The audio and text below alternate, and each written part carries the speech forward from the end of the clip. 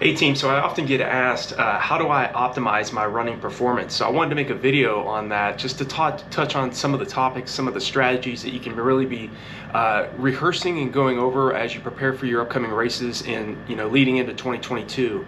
Optimizing running performance really comes down to a lot of different things you have to do correctly, but you have to be consistent over a long period of time in order to really master these strategies and fundamentals. I always talk about getting beyond just running easy distance every single day. Yes, it's still critical, it's still very important, but you're just building endurance, you're burning fat. But when it comes to racing over your chosen distance, you have to get that race pace to feel easier and less aggressive early on. It's going to hurt regardless how fit you are in the latter stages of the race, and maybe even the middle and the early stages of your race. So there is times where you're going to have lapses in your mental concentration during the race, and that is where the practice comes into play. That is why I always talk about making sure training is the most difficult, tough, challenging part of your preparation. You always want to make sure that you're challenging yourself to the point, to your physical and mental limits in training, so that when you get to the race, there is nothing that your competition is going to be throwing at you that you haven't already encountered in your training. And that's the concept and the fundamental that I always followed in my own preparation for my own races. It didn't just, the ability to run 5:19 mile pace for 26.2 miles and to break 2 hours and 20 minutes for the marathon did not happen overnight. I had many bad races. I had many times where, such as yourself probably, where I was questioning myself and wondering if the marathon distance was my best event. You have to get beyond that if you want to run optimally over any distance. You have to get beyond the ups and downs of your training and your preparation. I mean, you're going after tough goals already. I already know if you're watching this video, you're highly driven, motivated, disciplined already. Maybe you have a weight loss goal. Maybe you have a goal of qualifying for the Boston Marathon or breaking 2 hours and 40 minutes for the marathon. Maybe you want to run a 10K under 50 minutes. Whatever it is you have in mind, it's not an easy process. Anybody can go out and just run easy for a few miles or for a few kilometers every day. Yes, even for a lot of people, even just doing that is a challenge. So you have to realize that there's gonna be days where you are gonna be truly tested, where your grit and your motivation is gonna wane. It's gonna be up and down, and getting out there and staying consistent on a persistent basis, and not just being tiptoeing through the tulips and having 1 foot in, 1 foot out, having that type of mindset. If you have that type of mindset and you just want to just be mediocre, then that's fine. And there's nothing wrong with being mediocre if you just want to, if your overall goal is just a general fitness and just to, over time build your fitness, then go out and run each day. Even if it's a combination of walking and running, then you can still get legitimate results by just building endurance and just running easy. But most runners, a lot of runners, they have time goals. They have goals that they set for themselves of running a specific race in a specific time. So if that's the case, you have to run in a specific way, and you have to focus first on building that base mileage first. Forget about doing strides. Strides are okay. Strides are so short, you're not going to build any lactic acid. So you can still do strides, which are just, most of us know they're just a gradual buildup of speed, but they're in terms of distance, they're only about 100 meters long. You can still do strides on your easy days, but you should, in the early stages of your buildup, don't start doing any type of intervals or tempo runs or faster paced long runs that I talk about. Don't worry about that part of training until you first built, anywhere from 4 to 6 weeks of easy, relaxed base mileage first. No house is going to stand without a foundation. So it's the same with our preparation as middle to long distance runners. I don't just jump into doing track sessions and tempo runs and fast paced long runs until I first built several weeks of easy, relaxed mileage. And also keep these things in mind too as you become more physiologically fit, you start doing that, your anaerobic workouts, you start doing your tempo runs. Focus on making sure that you're jogging on those recovery days, because the hard anaerobic workouts you're doing, the VO2 max workout once per week that you should be doing, which is those speed workouts, you know, repeat 200s, repeat 300s, you have to recover from those efforts. So you can't continue to push the body hard anaerobically unless you are also paying attention to the aerobic training that you're doing as well.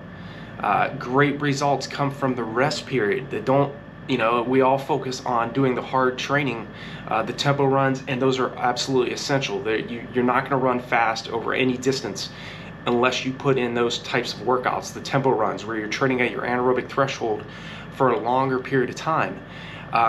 Doing the very paced long runs where you're running, you know, say a 20 miler, and every 4th mile of that 20 miler, you're dropping a, you know, 45 seconds faster than goal race pace mile or kilometer in the middle of those long runs.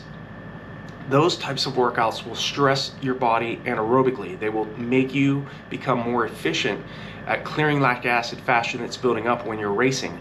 They'll also teach your body to burn fat at race pace. There's a big difference.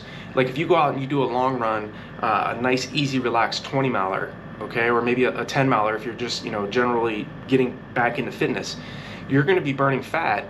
And because you're still running aerobically enough that you're not building up so much lactic acid that you have to slow down. You can spend a long period of time running at aerobic efforts and burning fat. But it's different when you're burning fat at race pace. You do have to train much faster to get that physiological effect when you're racing. The key thing is to conserve what you have much less of when you're racing. That's carbohydrate, that's glycogen. When you run out of glycogen and carbohydrate in a race, it doesn't matter how motivated you are. Your body, your muscles are not going to be functioning at optimal levels. You will start to slow down. A lot of that gets much more into you know, specifics of exercise physiology, where we're talking about adenosine triphosphate, or ATP. So when you're doing those training sessions where you're running at very fast paces, you're training at very high amounts, with high amounts of lactic acid buildup. That's why we can only run for a few minutes to a few seconds at VO2 max effort, where you're running at such high efforts that you're building up so much lactic acid you simply cannot clear it faster than it's building up. So we have to take breaks between those intervals that we do on the track or on the roads. The difference between like anaerobic threshold training, where you're doing your tempo runs, training at anaerobic threshold is much less anaerobic, so you can train for longer periods of time, but it's still very aggressive running, and it's still a big test for most athletes, including myself, to get out and do a, you know, even a couple miles or a few kilometers at anaerobic threshold effort. So be patient if you want to run optimally for your running performances over long periods of time. Be patient with the fact that it takes about 3 weeks or 21 days for your body to adapt to any physiological stress that you're placing upon it. So the training you're doing today, the results of the training you're doing today will be seen several weeks from now. So just keep putting in the work. You know, yeah, you're gonna have some challenges in training. You're not gonna there's gonna be days where you're not hitting the splits that you want. Keep putting in the work. You know, don't let a few bad workouts get the best of you, or if you go out and you do a race in the place of a few workouts that you had planned and you don't run as fast as you were really wanting to run, just know the fact that you're getting a huge physiological boost from that effort, and that the effort you put in today, the results from that effort, from today's effort, whether that's a race or a track session or a road session or a long hilly terrain long run, the results from that workout today, you'll get several weeks from now. So be patient, have a long-term vision. If you want to run optimally for long distance, these are some of the fundamentals you really need to be thinking about. Yes, you do have to train much faster than goal race pace. That way you make that goal race pace feel more sustainable. You can hold it for a longer period of time. If you're running long, slow, and easy every single day, or if you're running too high of a percentage of your weekly volume at paces much more aerobic, then you know you have to start making some changes in how you prepare for your future races. So that means running more of your mileage or more of your kilometers or mileage each week at a higher heart rate, you know, more anaerobically, but also not neglecting the key tip here, and that is recovery, resting, making sure that you're jogging on easy days. Forget about pace on easy days. Too many of us get too caught up with what pace per mile we're running or what pace per kilometer we're running on our easy days. Forget about that. Take the watch off. If you know the distance of your course that you're going to run and you know the course itself, then just focus on easy, relaxed jogging that day. It's not a bad thing to jog. You know, it's like this, runners are so focused on, you know, well, I don't want to go out and jog, you know, I need to be running. No, because when it comes to the track workouts, the tempo runs, the long runs, they are going to test you as they should, mentally as well as physically. You, like I said, the training part, the component of your preparation should be the most difficult part. So when it comes to those hard days, you want to make sure that you're rested enough that you can continue to push the body hard anaerobically because you paid attention to those easy recovery days. So I hope that makes sense. If you have any other questions or concerns about this topic, feel free to leave me a comment below. I hope this video was helpful for you all. Please give me a like if you can. I'd appreciate it. It helps the channel grow and more people see these videos. And I will talk to you all in the next video.